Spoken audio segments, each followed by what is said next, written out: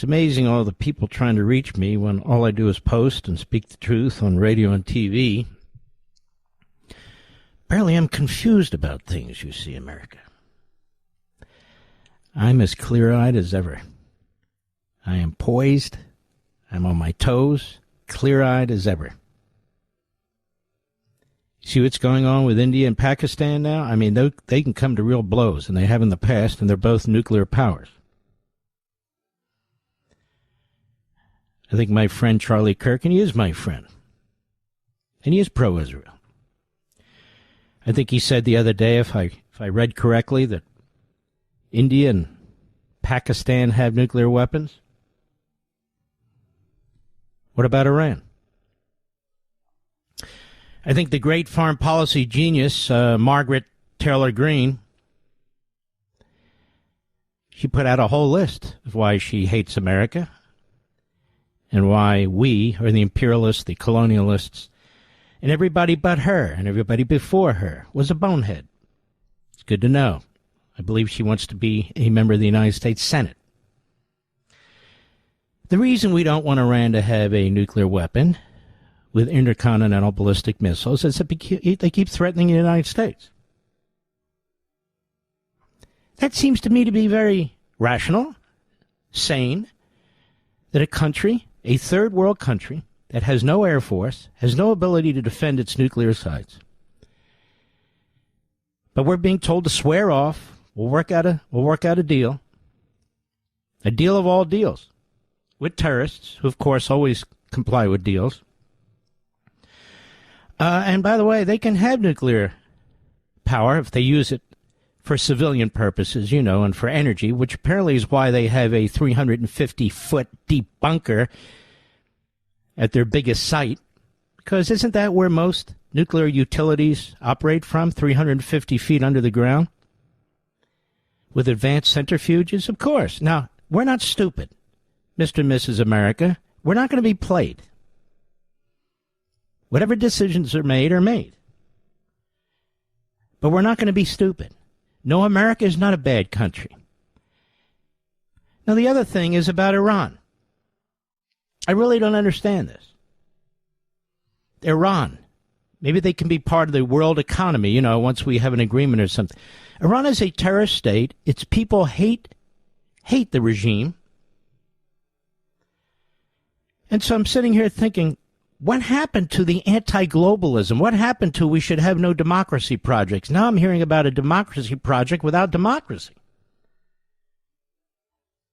We don't want that regime to be successful, because if it's successful, it means the people in the country are going to continue to be raped and tortured and murdered. You can have a hands-off policy with respect to regime change, but you don't affirmatively reinforce the regime, do you? Am I missing something there? So democracy project without the democracy, just a project? We welcome you into the world economy. Just behave yourself. Now, when you're part of the fifth column isolationist brigades, your positions become increasingly untenable, increasingly stupid. And it's a grave threat to me and you, Mr. and Mrs. America, the people of the United States. It is a grave threat, this ideology. This ideology. We do not want a nuclear war. We do not want our country hit by nuclear weapons.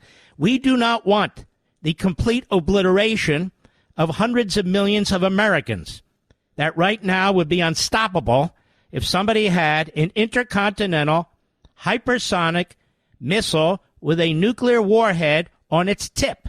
Maybe they'll have 6 missiles, maybe 10, maybe over time 100. Only takes one. You don't play Iranian roulette with a terrorist regime that keeps talking about destroying us. Look at Pakistan now. Pakistan is loaded with terrorists. India is actually a democracy. Now, maybe they don't control the terrorists who attacked India, and didn't just attack India, hit population and tourist centers, and India said enough of this crap. Pakistan, or at least parts of it, has a close relationship with the Taliban. The Taliban have a very close relationship with the Iranians and the Qataris. Now, count me as opposed to playing footsie with all these terrorist regimes. There's just too damn much at stake. Very simple. Some reputable pollster, maybe there's one or two of them left, they ought to put out a question to the American people.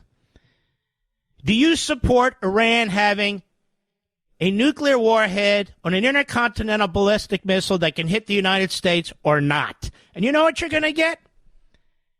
98% of the American people, with immigration and all, let me change that. 89% of the American people will say, of course not. Of course not. So you and I, we're on the right side of this. It's called sanity. It's called intelligence. We're not ideologues. It's called prudence. It's that simple.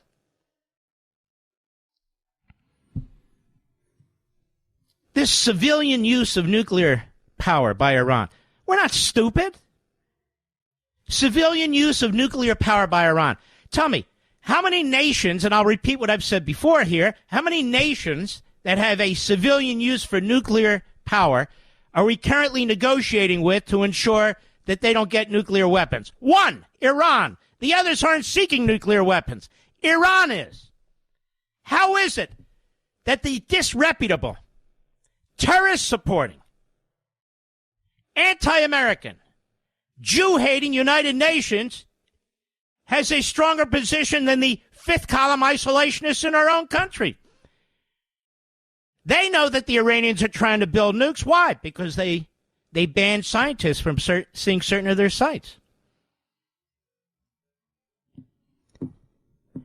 Now, it's one thing if you're an ideologue and this is your position.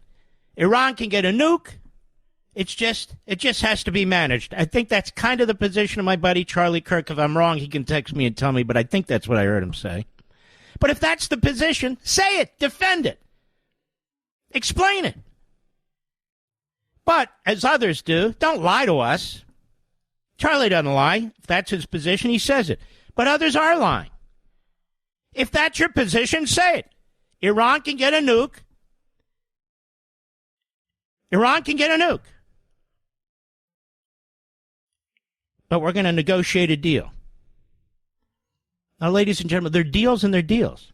How many deals with terrorists last? Can you name one? How many deals with the Palestinian terrorists have lasted? Not one. Not one. How many deals with any terrorist regime last? None. They're terrorists. They don't comply with the law. They're going to, we have a contract. We have a deal. We're going to honor it. No, they're not. They're buying time. The North Koreans bought time. Pakistanis bought time. They're buying time. No, I'm sorry. This is cold reality. You know, I love these guys. They have a realist foreign policy. I am Mr. Realist. I am Mr. Reality. Mr. Reality. You're listening to Mr. Reality right now. They're the ideologues. Their position is ideological, which means no matter what happens, no matter who says what, that's their position. And they're not going to move off the point. Fine. I'm not interested in them. It's not my life's role and goal to influence boneheads. But I will do what I can in my little way, behind a microphone, behind a television camera, on the internet, with the tens of millions of people who listen to this, to alert you so you can draw your own conclusions. I will never lie to you. The Iranians are not interested in civilian nuclear power. Period. They're not. They don't need it. They have no infrastructure for it. Nothing. They're 350 feet in a bunker underneath the earth, among other places. That's the reality. That's real foreign policy. As Pakistan and India have drawn swords, nuclear swords. We don't ever want Iran drawing nuclear swords with us, do we? And don't blame the Jews, and don't blame the Israelis, and don't blame Gerald Ford, and Dwight Eisenhower, and George Washington, and Iraq, and Vietnam, and North. Hey, focus. This is what the fifth column isolationists I'm talking to. Focus! Stop throwing the shiny objects. It ain't going to work. My audience, you. Red-blooded Americans. Many of you have fought in many of these wars. You voted. We got the vote out.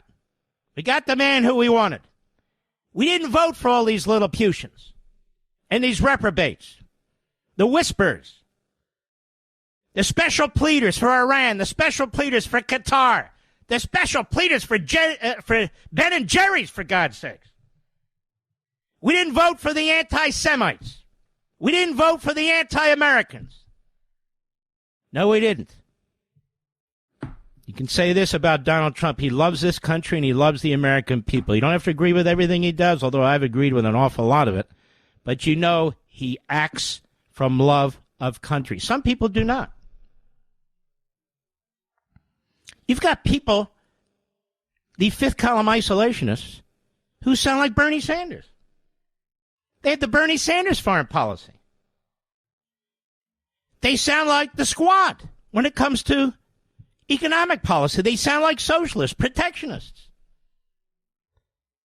That's not we constitutional conservatives. That's not Make America Great Again, which started in the second Reagan term and has been embraced fully by Donald Trump.